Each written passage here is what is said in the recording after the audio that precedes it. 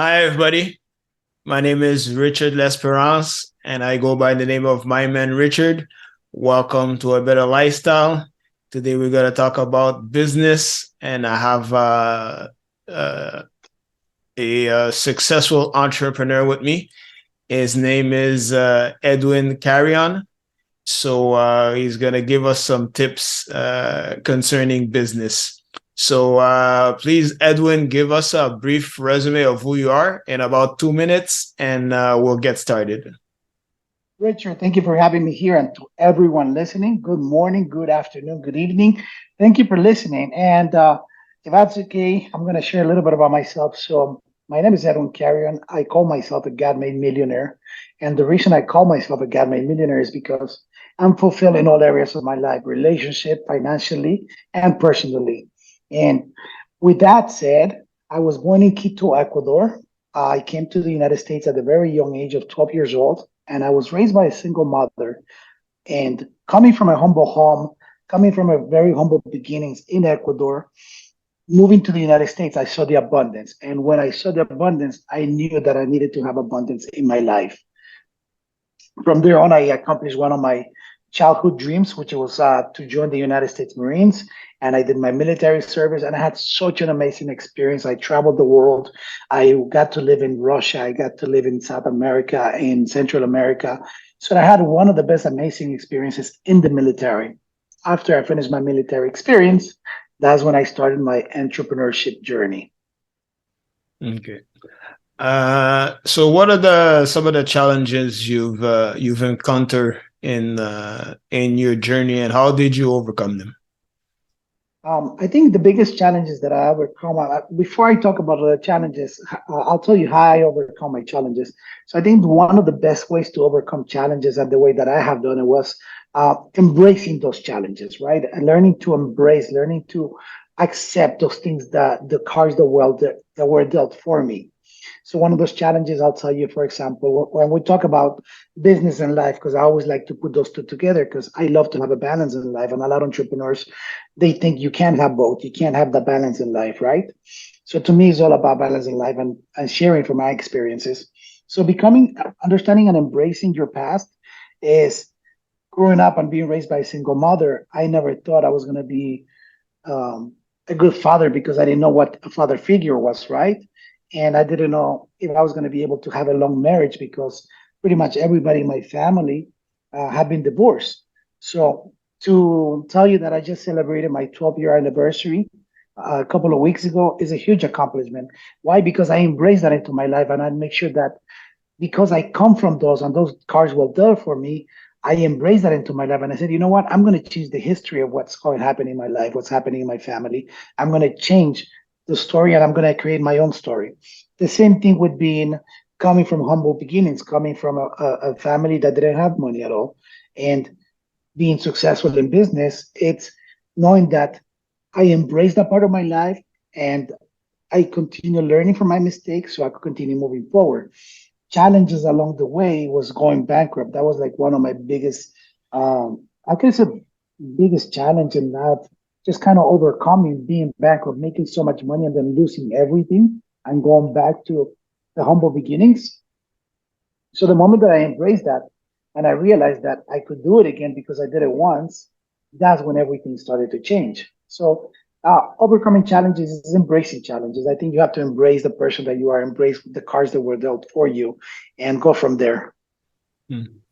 I want to talk about balancing life and business work and everything.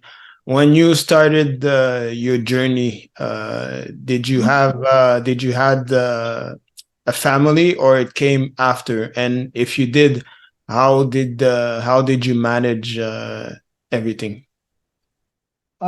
I was very fortunate enough that no, I didn't have a family, I didn't have a wife, I didn't have kids. And I think that's exactly why I learned that I needed to have the balance in my life. Because when I left the Marine Corps and I grew this company to over $20 million in assets and wealth, I was only focused in the money. All I wanted was the money. All I wanted was the success. And when I acquired that, when I got that and I lost everything, I realized that I needed to have the balance in my life, that I worked so much. I was working like 60 to 80 hours per week. just trying to make this happen.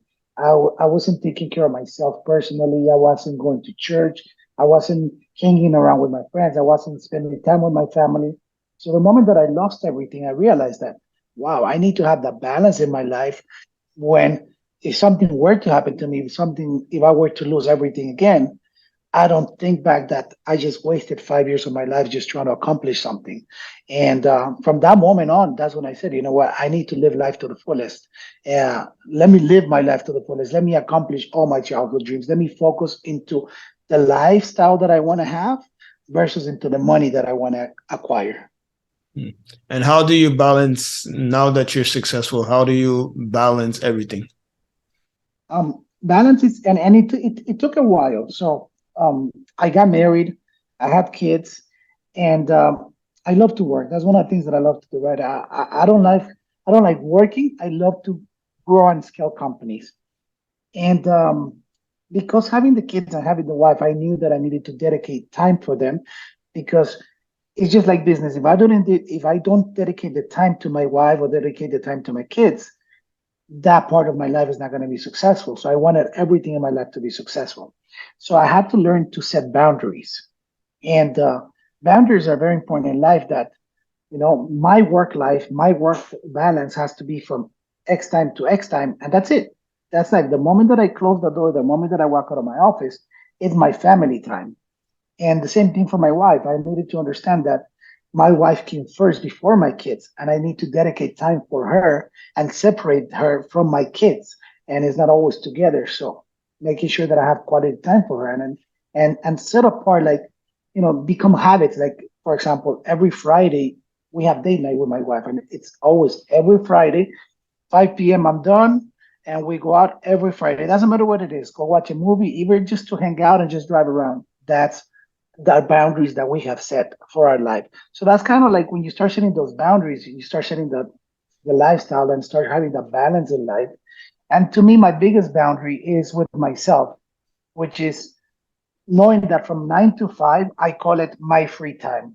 9 to 5, Monday through Friday is my free time where I get to do what I love, which I get to do where I get to work, I get to speak with you, I'll get on a podcast with you. If a friend wants to meet up for lunch, I get to meet up with a friend on lunch. If I want to go get a haircut, I'll do that. If I want to go on the yacht for an hour or two, or if I want to work on the yacht, I get to do that. So it's my free time. It's where it's Edwin's time. So everything else after that becomes my family time. Hmm. So, what are the types of business that you own? At this moment, I run 4 companies. The first company is a real estate development company. The second one is a transportation company in the refrigerated goods market. My third company is a technology company where we focus into trading the Forex market. And my last company is my God-given talent where I'm able to help young entrepreneurs and entrepreneurs that have been in business that have hit a ceiling scale their company to the millions and get them ready to exit. Hmm. And how did you finance those businesses? How did I finance those Yeah. businesses? Um, they're different in different ways, right?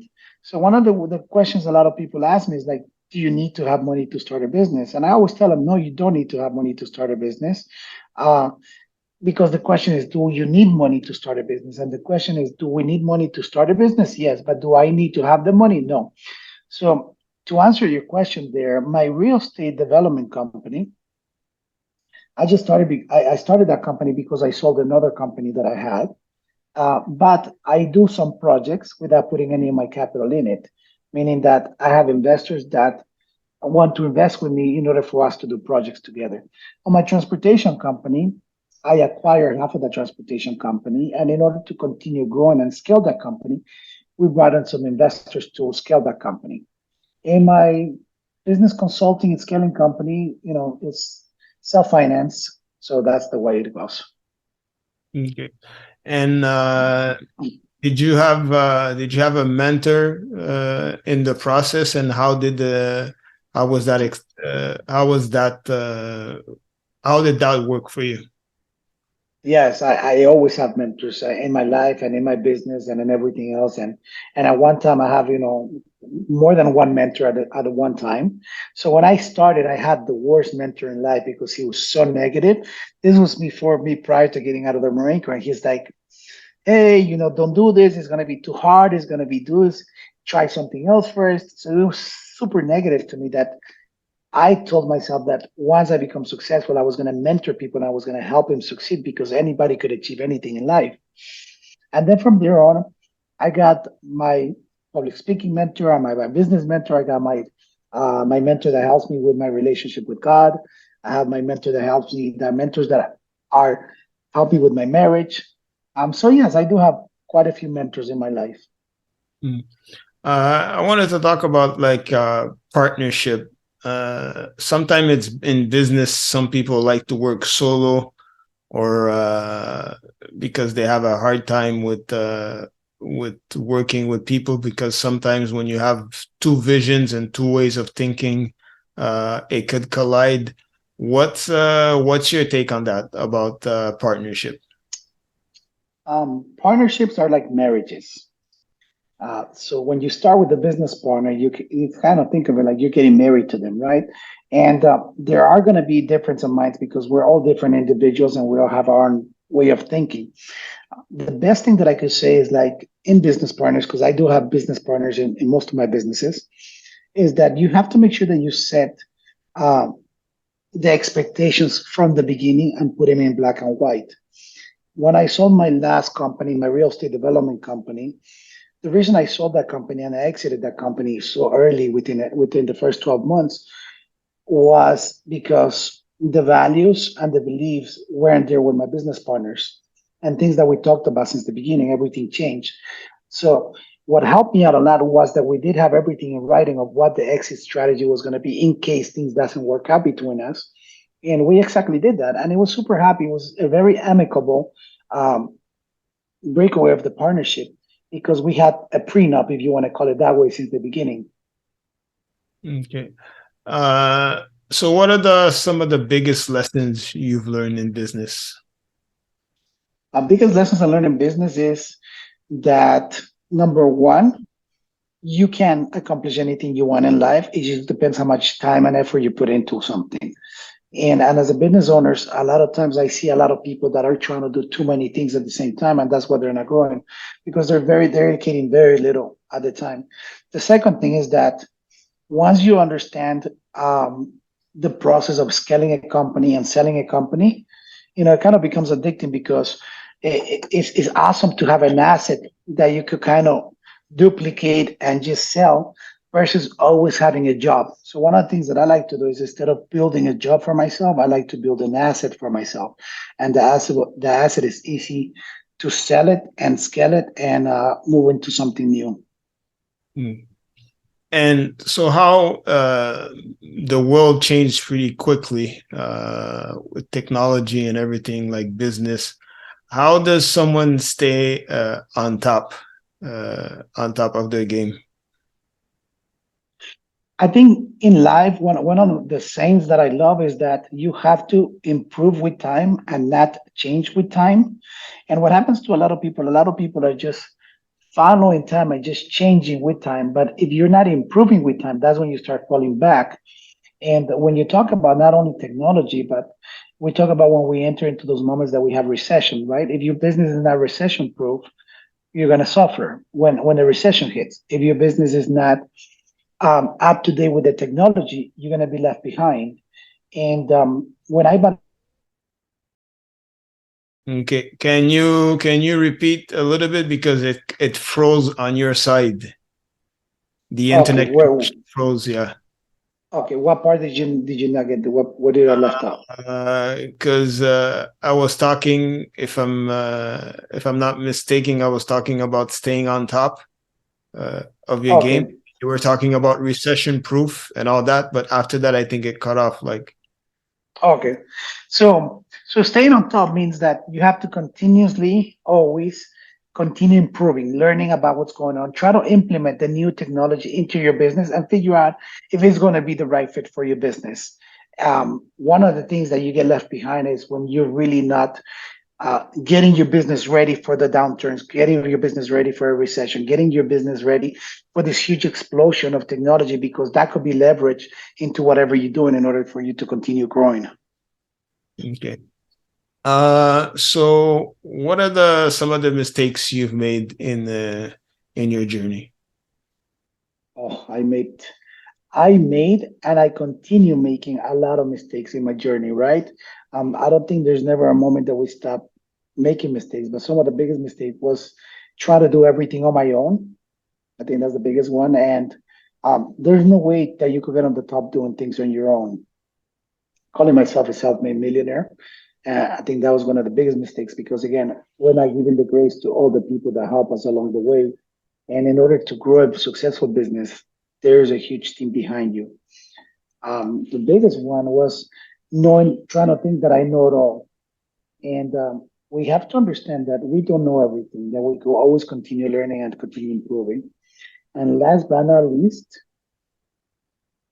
uh, it goes it goes in comparison with knowing it all, is never be the smartest person in the room. And to me, for many years, I try to be the smartest person in the room, and that just kind of delayed my growth, because I wasn't being pushed. I wasn't getting out of my comfort zone and looking at other people saying, "Wow, like this is what I needed in my life." So the moment that I started becoming the not so smart person in the room, and everybody was smarter than me and everybody was more successful than me, that's when it really started pushing me to become better and improving more. Hmm.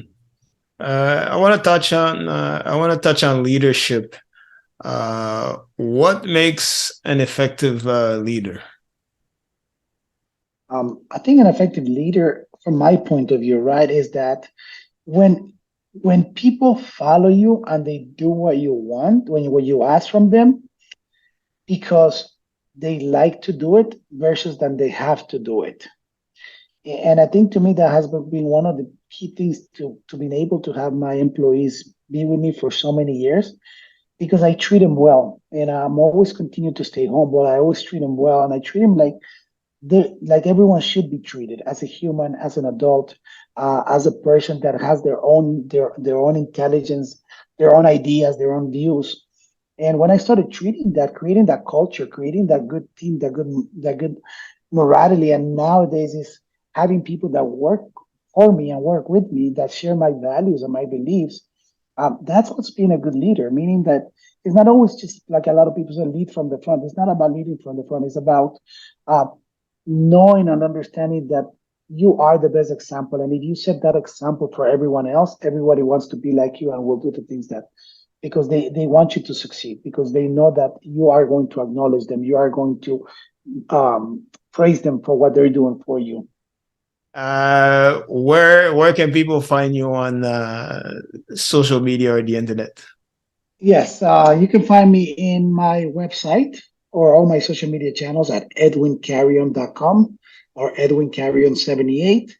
And I invite every single one of you, especially the entrepreneurs that want to start a business, or the ones that are started a business, go to my website, download my free ebook, Nine Secrets for a Successful Life and Business. Okay, we have a few minutes. Talk to us a little bit about the book. Yes, I wrote this book last year when I really got into the mentoring side. This is my second book. My first book is called Secrets of the Millionaire Gold Buyer, where it teaches you how to create wealth through buying and selling precious metals. But the nine secrets for a successful life and business, it's a book that I share the secrets that I use, and a lot of my millionaire friends and a lot of the people that I mentor, just a guideline that we use to be able that we have that balanced life, to be able that we have that fulfilled life, and make sure that we hone in on those. And we talked about this a little bit when we talked about faith. And I think faith is number one, the first thing that has to be in everyone's mind and everyone's repertoire and everyone's values. It's having faith in a higher power, where I call it my God, or and also having faith in yourself. Because if you don't have faith in yourself, if you don't believe in yourself, you're never going to be successful. Hmm. All right. Thanks, Edwin, for being here. It was nice meeting you and talking to you. I hope everybody got some insights out of this podcast. So I was very happy, to meet you. Like I saw some of your podcasts and what you're doing. So you're doing a great job. So I hope people are gonna be inspired to continue their journey. So thank you, Edwin, for all these insights and education and tips. On that note, thank you everybody for taking the time to listen to this podcast. Welcome to a better lifestyle. My name is Richard Lesperance, and I was with Edwin Carrion, and we'll see you on the next episode, everybody. Bye.